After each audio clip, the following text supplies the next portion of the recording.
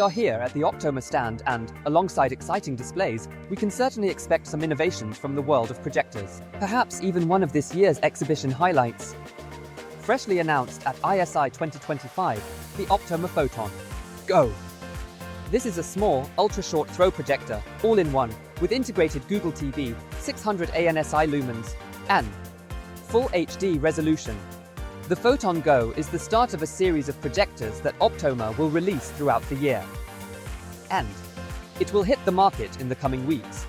It's definitely something to keep an eye on.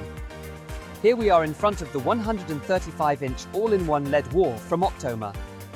All-in-one, because there is also a soundbar at the bottom, and the whole thing is delivered in a package of 5 modules.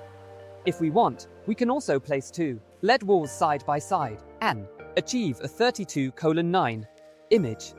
The nice thing is, the LED wall is also very robust, so we can even hit it and nothing will happen. Here we see an interesting use case for the ultra-short throw projectors from Optoma. In collaboration with the company GSR, which provides technology for golf simulators, a golf course is projected onto the screen here. And with the sensors that are located on the ceiling, the trajectory of the ball is calculated, allowing you to simulate where the ball will go. Here we see the new interactive displays from Optoma's 3 series. Now brand new with magnetic pen holder, integrated AI functions, automatic handwriting recognition, as well as geometry and formula recognition, ideal for everyday educational use. All useful functions included. Here Optoma showcases their setup box, called Hyve. Hyve can be easily connected to non-Optoma or older displays, and bring the familiar Optoma environment to these displays.